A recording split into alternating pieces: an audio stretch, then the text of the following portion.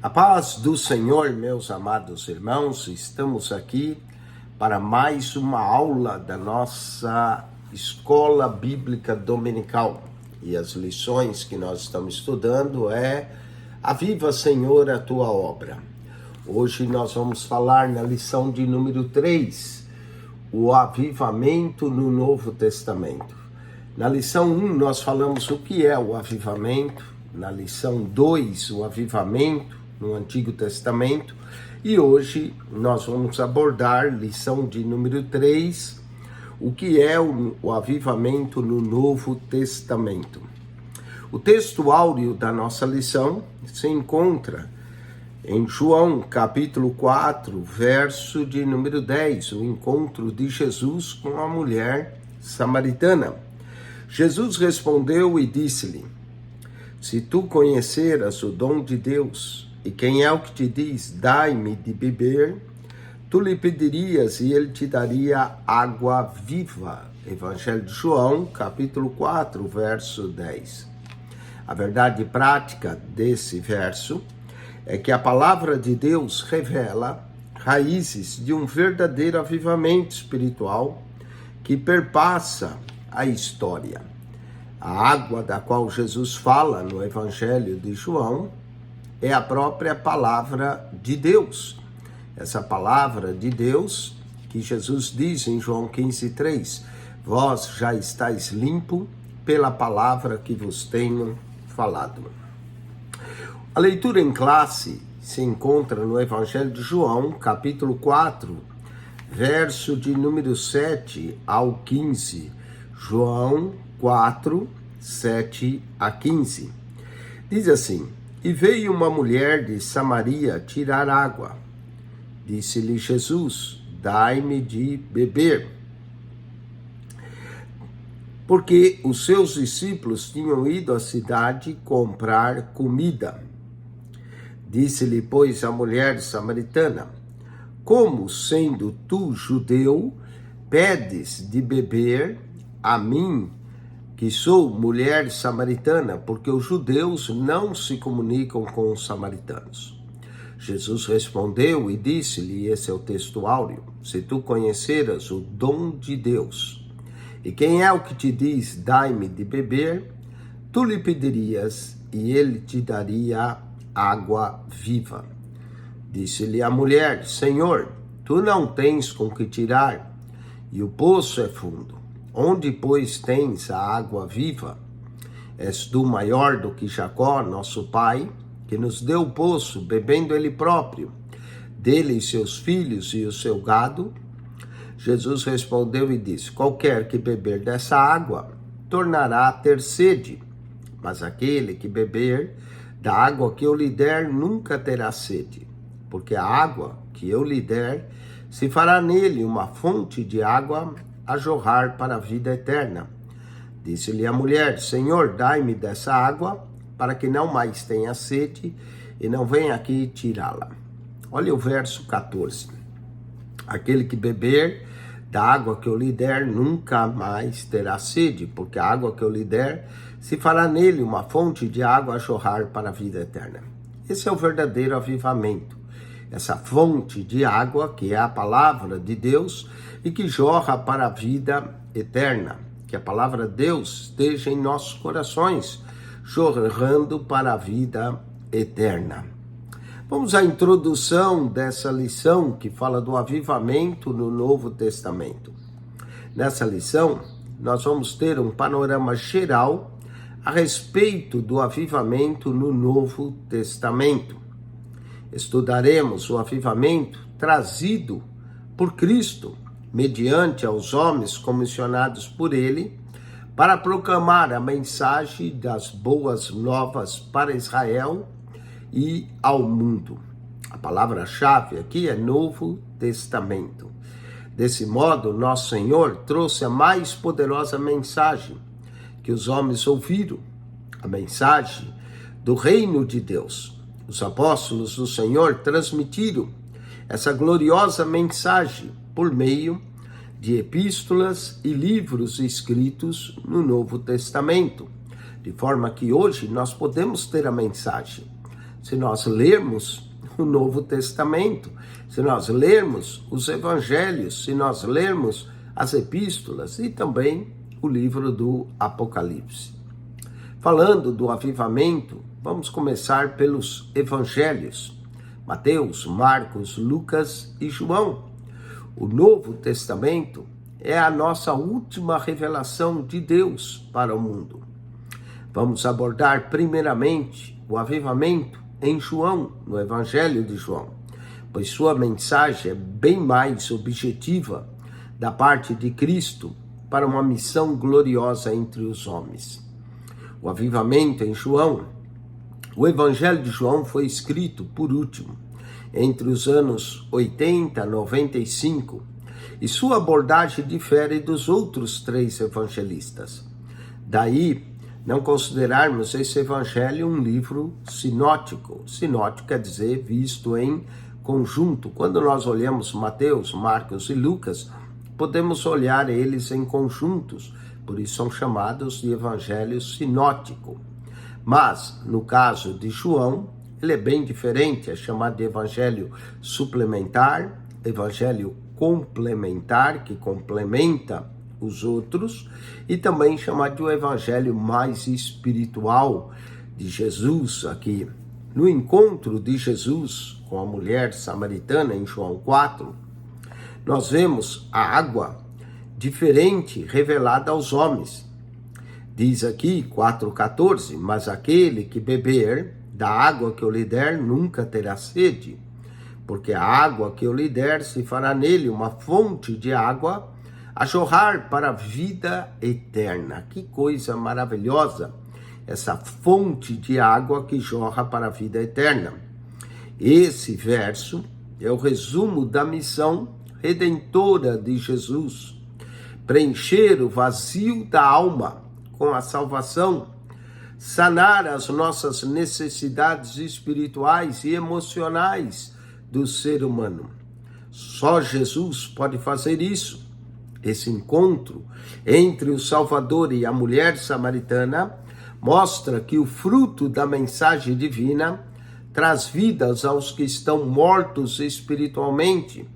Podemos ler Colossenses capítulo 2, verso 12 a 13. Olha o que o Evangelho, a Epístola de Paulo aos Colossenses fala no capítulo 2, verso 12 a 13. E tem a ver também com o Evangelho de João, capítulo 4.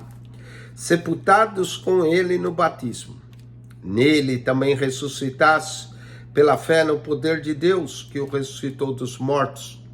E quando vós estavas mortos nos pecados e na incircuncisão da vossa carne, vos vivificou juntamente com ele, perdoando todas as ofensas. Avivamento é isso, é ser vivificado por Cristo Jesus. Nós que estávamos mortos em pecados e delitos para com Deus, através de Cristo e pelo poder de Cristo, fomos vivificados. Esse é o maior de todos os avivamentos que uma pessoa pode experimentar. Por isso que o avivamento sempre envolve a salvação de vidas. Vidas que estavam mortas e são vivificadas em Cristo Jesus. Vamos para o avivamento também no Evangelho de Mateus. O Evangelho de Mateus foi escrito cerca do ano 60 depois de Cristo.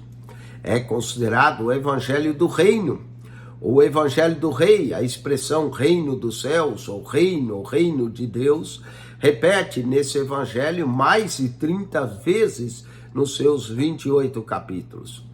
Logo que os magos do Oriente vêm, capítulo 2, eles perguntam onde é nascido o rei dos judeus.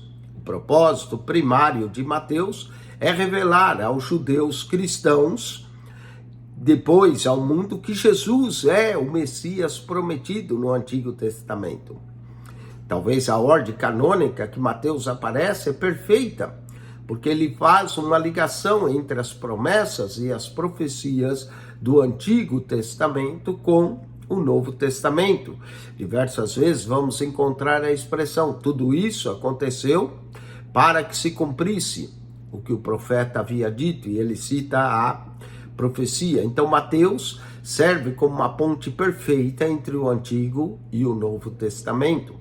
Mateus também é considerado o evangelho da igreja, e nos primeiros 200 anos era usado como catecismo, porque nele encontramos os ensinamentos de Jesus, principalmente em Mateus 5, 6 e 7.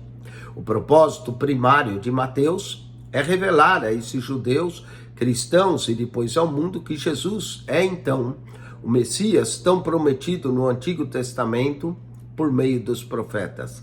Assim, Mateus revela o real avivamento que o mundo poderia vivificar. Vamos ler Mateus capítulo 4, verso de número 13 ao 17. Está escrito assim: E deixando Nazaré, foi habitar em Cafarnaum, cidade marítima, nos confins de Zebulon e Naphtali, para que se cumprisse o que foi dito pelo profeta Isaías, que diz: A terra de Zebulon e a terra de Naphtali, junto ao caminho do mar, além do Jordão, a Galileia das nações, Isaías capítulo 9, o povo que estava sentado em trevas viu uma grande luz, e aos que estavam sentados na região da sombra da morte, a luz raiou. E desde então começou a Jesus a pregar e a dizer: Arrependei-vos, porque é chegado o reino dos céus. O avivamento implica no arrependimento de pecados. Conforme vimos, se o meu povo, que se chama pelo meu nome, se humilhar e orar, e buscar a minha face e se converter dos seus maus caminhos, envolve arrependimento. A palavra arrependimento vem do grego de metanoi, e significa uma mudança de 180 graus, uma volta para Deus. Vamos falar agora também do avivamento no Evangelho de Marcos. O Evangelho de Marcos, Jesus é apresentado como servo, enquanto Mateus, ele é rei, em João, ele é o Filho de Deus, em Marcos, ele é o servo do Senhor. E há 3 aspectos. Primeiro, ele mostra Jesus como servo vencedor sobre as enfermidades, os demônios, as forças da natureza e até a morte. O segundo aspecto ainda de Marcos, o evangelista apresenta Jesus como servo sofredor, maltratado pelos líderes judaicos, sacerdotes, traído por Judas, que era um dos seus discípulos, e humilhado pelos soldados romanos. Vamos ler, por exemplo, Marcos capítulo 14, verso de número 10 a 11. Marcos 14, 10 a 11, diz assim: E Judas Iscariotes, um dos 12, foi ter com os principais dos sacerdotes para lhe entregar. E eles, ouvindo, alegraram-se e prometeram dar-lhe dinheiro, e buscava como entregaria em ocasião oportuna. Jesus aqui foi traído por Judas, humilhado pelos soldados romanos. Podemos ler isso em Marcos capítulo 15, verso 1 a 20. Ele é o servo sofredor. Terceiro, Marcos apresenta Jesus como um servo triunfante. Após a ressurreição, Jesus então ressuscita em glória. Já ressuscitado, não está mais aqui. Marcos capítulo 16. Porém disse: Não vos assusteis, buscais a Jesus o Nazareno, que foi crucificado. Já ressuscitou, não está aqui. Eis aqui o lugar onde puseram. Marcos 16, 6. Mas ide aos seus discípulos e a Pedro, que vai adiante de vós para a Galileia. Ali o vereis, como ele vos disse. E saindo elas apressadamente, fugiram do sepulcro, porque estavam possuídas de temor e assombro, e nada diziam a ninguém, porque temiam. Assim, nosso Senhor, que foi morto, ressuscitou triunfante ao 3º dia, vencendo a morte, o pecado, o mundo e o maligno. Então, Cristo venceu por nós, ele é o servo triunfante. Note o seguinte: o servo sofredor, o servo que Primeiro, o servo vencedor, que vence os demônios, vence as enfermidades, forças da natureza.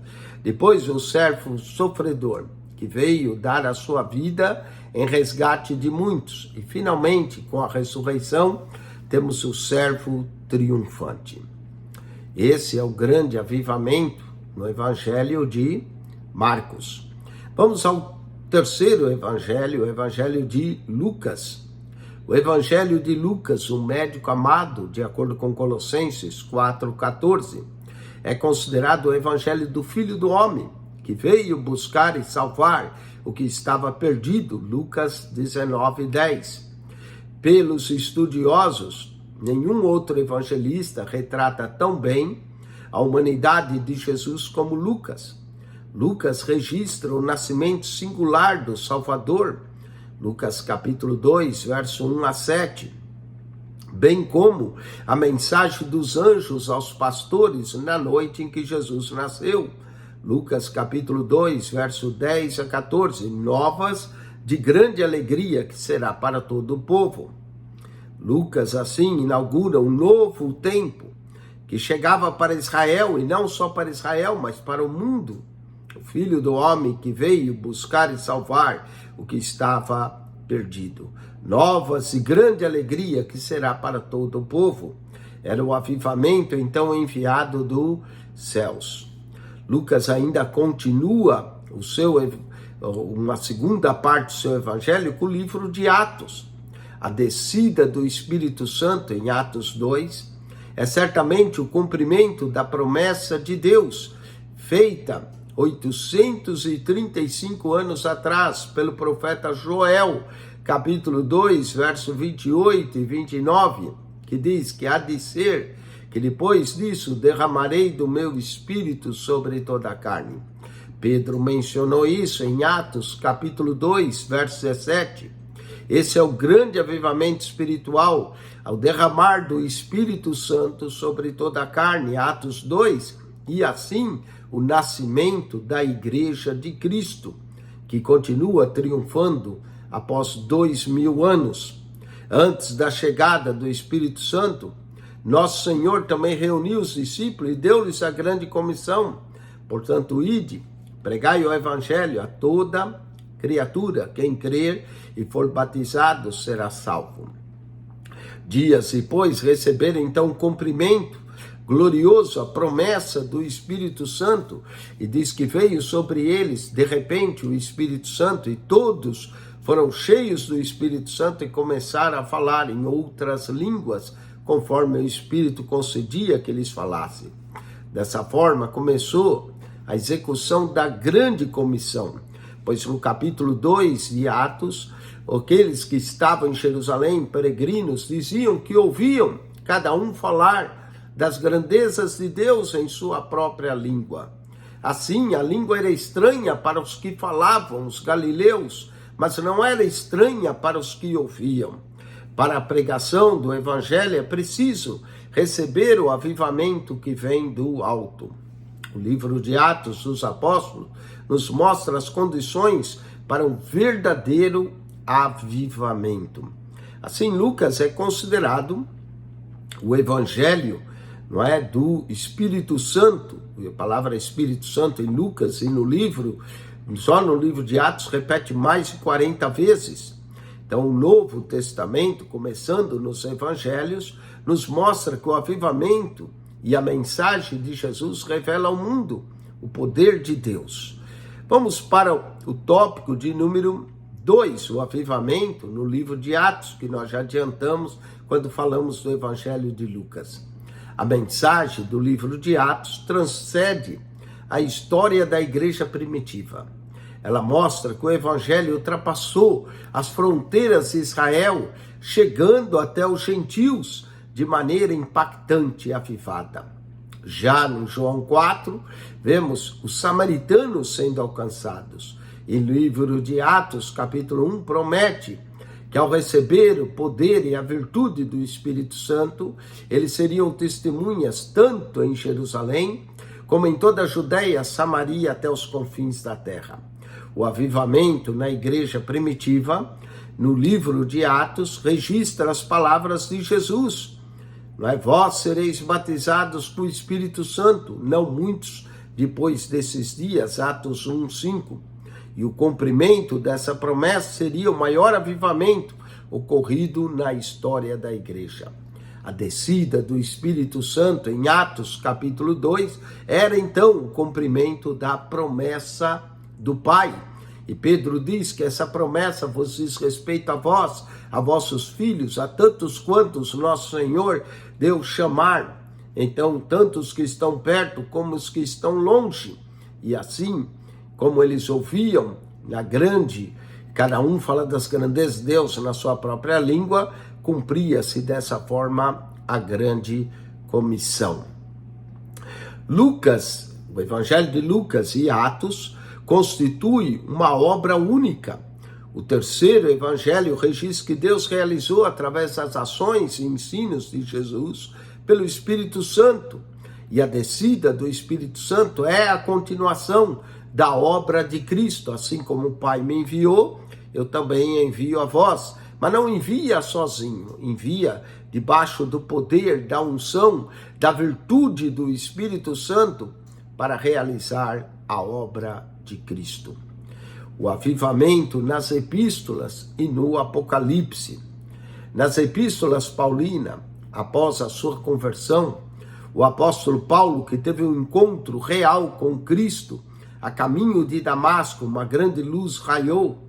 Paulo então cai da sua cavalgadura e ouve a voz: por que me persegues? Saulo, Saulo, por que me persegues?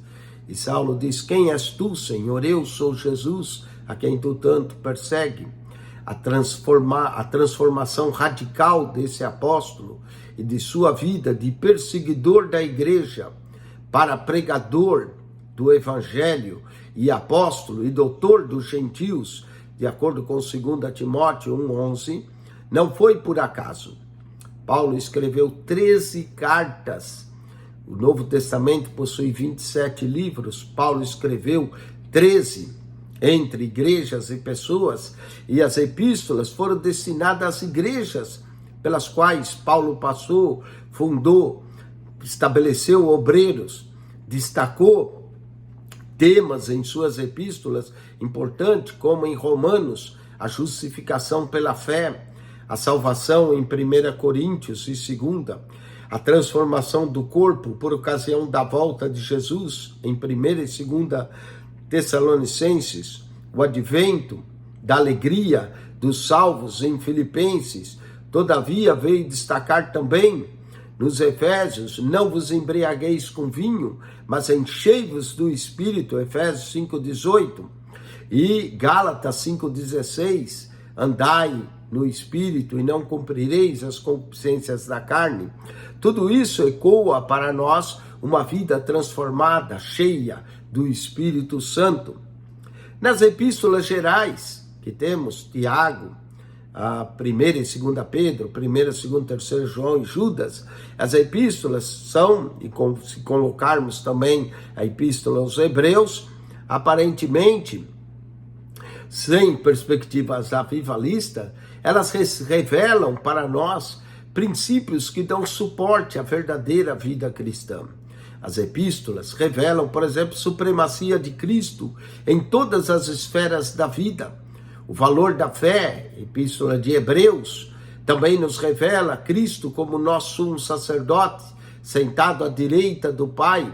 Mostra-nos a supremacia de Cristo em todas as esferas da vida.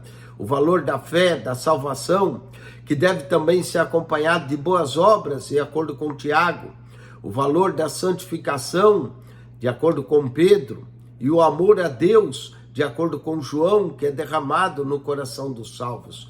Esses princípios apontam para uma vida cristã avivada, uma vida que é produzida a obras, não para a salvação, mas como fruto da nossa justificação, da nossa santificação, do nosso amor a Deus.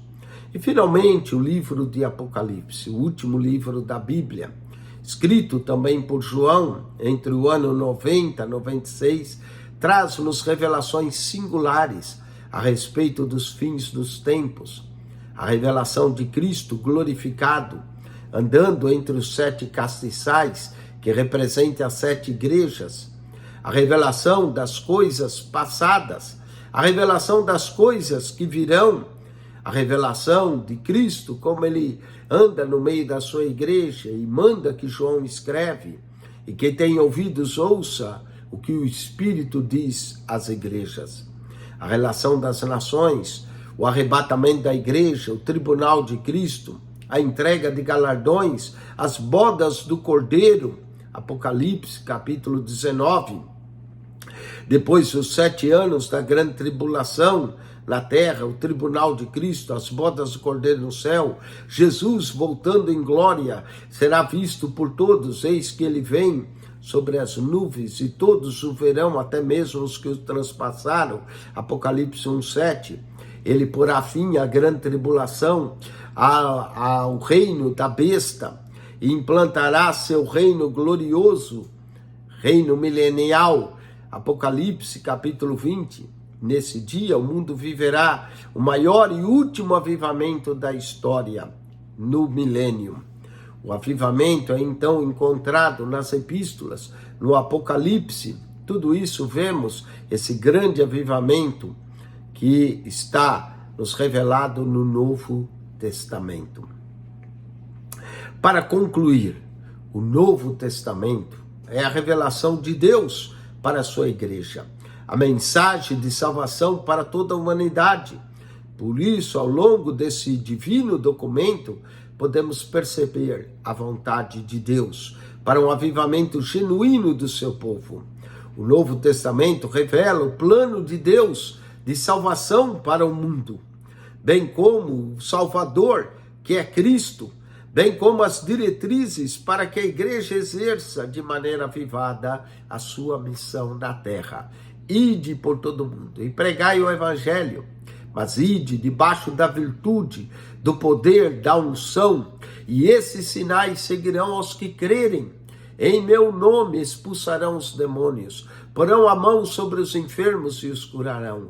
Falarão novas línguas, se beberem algo mortífero não lhes fará dano algum. Olha só, isso é o verdadeiro avivamento. Quando o evangelho é pregado, os sinais são seguidos, a manifestação dos dons espirituais ocorrem. Que nós possamos cumprir a grande comissão debaixo da unção e da virtude do Espírito Santo de Deus para nossas vidas, e que almas sejam avivadas, vivificadas, que haja conversão de almas. Esse é o verdadeiro avivamento. Não o emocionalismo que ocorre em muitas igrejas, mas sim salvação, transformação de vidas, vidas se entregando a Cristo, vidas descendo as águas batismais e sendo avivadas para a honra e glória do nome do Senhor. Amém? Com isso, nós concluímos a lição de número 3 da nossa escola bíblica dominical, o avivamento no Novo Testamento.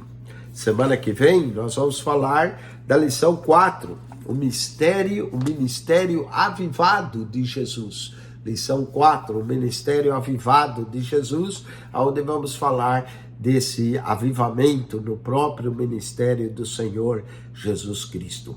Vamos para as perguntas e exercícios da lição de número 3. A pergunta número 1 é por que o avivamento em João é tratado, no caso dessa lição, em primeiro lugar. Bom, a razão que nós tratamos o Evangelho de João em primeiro lugar, inclusive na leitura, é porque sua mensagem é mais objetiva da parte de Cristo para uma missão gloriosa entre os homens. Aquele que beber da água que eu lhe der nunca mais terá sede, mas nele saltará uma fonte de água que jorra para a vida eterna.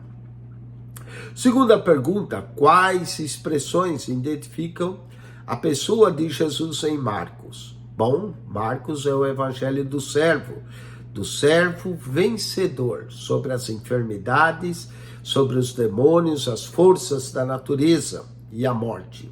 Temos também a visão do servo sofredor, que sofre, que veio dar a sua vida em resgate de muitos. E finalmente, Marcos 16, a visão do servo triunfante. Ele não está aqui, mas ressuscitou. Então, nós temos essas 3 visões no Evangelho de Marcos. Terceiro, o que é a mensagem do livro de Atos e o que nos mostra?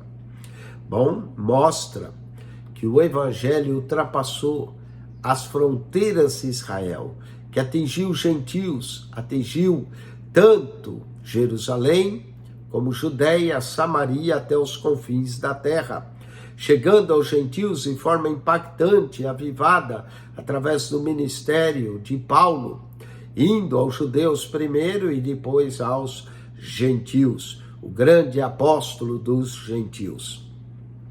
Quarta pergunta, para que o propósito dessa lição, qual é o apelo do apóstolo Paulo, merece ser destacado.